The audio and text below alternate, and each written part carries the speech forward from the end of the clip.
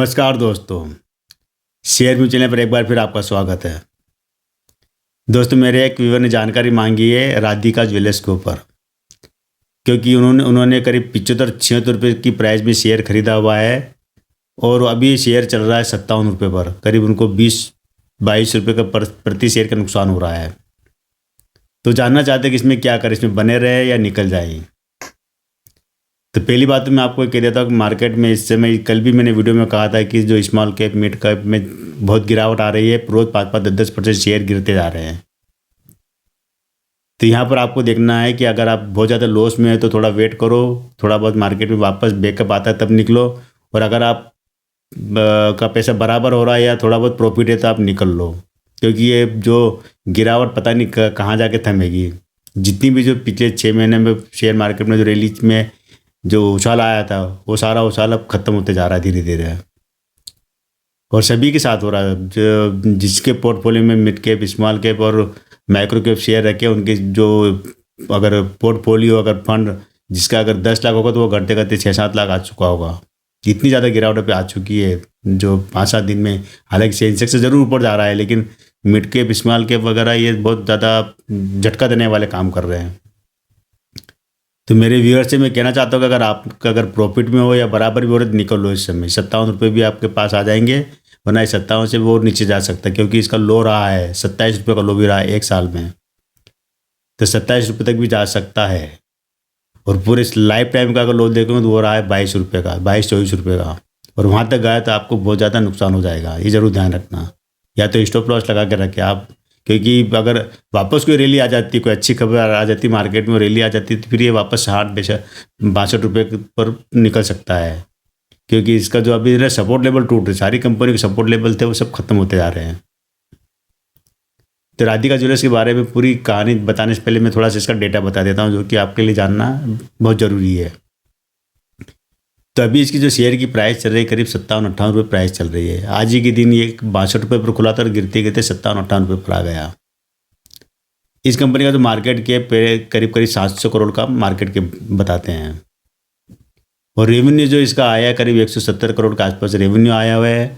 और पूरे अगर साल का देखें, पिछले साल का देखेंगे अगर, जो 2023 का 312 करोड़ का रेवेन्यू आया है और 2022 का करीब 258 करोड़ का रेवेन्यू आया, तो उससे रेवेन्यू अच्छा है जो 2023 में। लेकिन इस कंपनी का लो भी रहा है 22-23 रुपये का लो भी रहा है और हाई रहा है 76 रुपये। प्रमोटर के पास अच्छी होल्डिंग है, 63-64% प्रमोटर के पास होल्डिंग है, जो कि अच्छी कही जा सकती है। कंपनी के ऊपर देनदार है और कर्जे की बात करें तो करीब 1 रुपये के मुकाबले 16 पैसे का कर्जा है, जो कि कभी भी चुका सकते हैं। बहुत बड़ा बर्डन नहीं है। जो देनदारी होती है वो अलग होती है, तो उसको भी ये चुका सकते हैं। मतलब कंपनी के जो मार्केट कैप है, जो रेवेन्यू जनरेट हो रहा है, उस हिसाब से कंपनी के ऊपर एक बर्डन के रूप में नहीं कह सकते हैं। अगर कहना चाहे तो आप इसको एक तरह से कर्ज मुक्त कंपनी भी कह सकते हैं, लेकिन पूरी तरह कर्ज मुक्त नहीं, जरूर ध्यान रखना है। ये जो कंपनी का जो आईपीओ आया था 2016 में, आईपीओ आया था इसका। लेकिन ये जो कंपनी जो काम कर रही है 1987 से काम कर रही है शेयर में, इसमें अपने ज्वेलरी सेक्टर में। तो दोस्तों, जो सोने की जो चमक है कभी ख़त्म नहीं होती है, चाहे सोने में इन्वेस्ट करो चाहे शेयर में करो। और हमारे देश में अगर देखा जाए सबसे ज़्यादा तो खपत होती सोने की वो मुंबई में होती है। और सबसे ज़्यादा सोना जो बनता है, ज्वेलरी जो बनती है, वो सूरत में, गुजरात के सूरत में। सूरत में करीब करीब कितने 2500 के आसपास ऐसी इकाइयाँ हैं, छोटी बड़ी इकाइयाँ, जो कि सोने के ज्वेलरी का निर्माण करती है। और ये कंपनियाँ जो होती है, छोटी मोटी स्मॉल स्केल इंडस्ट्री होती है, कह सकते हैं ये क्या सोना के जेवर बना के देश भर में जितने भी जो बड़े बड़े नामी गिरामी जो ब्रांडेड ज्वेलरी शोरूम है वहाँ पर सप्लाई करती है।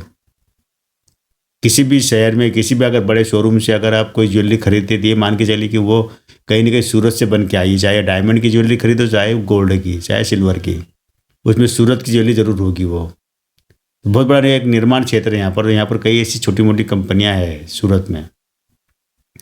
तो इनका काम क्या होता है कि बाहर से सोना इंपोर्ट करते हैं, उसकी ज्वेलरी बना के उसको फिर सप्लाई करते हैं, देश में सप्लाई करते हैं, देश के बाहर भी करते हैं जहाँ भी डिमांड होती है। तो ये जो राधिका ज्वेलर्स है, इसका करीब 70-80% जो आता है रेवेन्यू आता है अपने देश में, इस देश से आता है, यहीं से आता है। इनका एकमात्र शोरूम है जो कि सूरत में ही है। इसके अलावा इनके देश में कोई भी शोरूम नहीं है। और इस नाम से आपको कई मिलेंगे, राधिका नाम से कई मिलेंगे, लेकिन जो इनके नहीं है वो किसी और के प्रमोटर के हैं। ये जो अशोक झिंझुवाड़िया और जो मथुरा भाई झिंझुवाड़िया और हरेश झिंझुवाड़िया, ये इसके फाउंडर है। मतलब जब से इन्होंने काम शुरू करा था 1987 से, जो अशोक झिंझुवाड़िया और मथुरा भाई झिंझुवाड़िया इन्होंने 1987 से भी बिजनेस शुरू किया था। केवल 200 स्क्वायर फीट की एक ज़मीन, मतलब कह सकते दुकान से इन्होंने बिजनेस शुरू किया था, केवल 1-2 किलो सोने से। लेकिन आज ये हालत है कि इनका जो शोरूम है 10,000 स्क्वायर फीट का शोरूम है। और बिजनेस जो मामूली से शुरुआत की थी उन्होंने 1987 में, आज बढ़ते बढ़ते 1000 गुना तक बढ़ चुका है इनका बिजनेस। और बिजनेस बड़ा है तो इनका जो नाम राधिका ज्वेलर्स का आप कई बार विज्ञापन वगैरह देखते हो कि एक बहुत बड़ा ब्रांड बन चुका है ये। अब आ जाते हैं इसकी आईपीओ के ऊपर। आईपीओ इसका क्या 2016 में आईपीओ आया था। 1987 में कंपनी स्थापित हुई थी, 2006 में कंपनी को इनकॉर्पोरेट किया था और 1916 में, मतलब 2016 में कंपनी को शेयर मार्केट में लिस्ट किया था। और ये जो शेयर की जो प्राइस रखी थी लिस्टिंग समय जो प्राइस रखी थी, करीब इन्होंने रखी थी 75 रुपये। लेकिन लोट साइज बहुत बड़ा था, 1600 शेयर का लोट साइज था और 1,20,000 के आसपास का भी इन्वेस्टमेंट था इसके अंदर, 1,20,000 से ज़्यादा। और ये करीब करीब जो लिस्टिंग हुई थी इसकी 69, मतलब 6 रुपये कम पर लिस्टिंग हुई थी। 75 रुपये की शेयर की जो प्राइस रखी थी उससे 69, मतलब 69 रुपये पर लिस्टिंग हुई थी।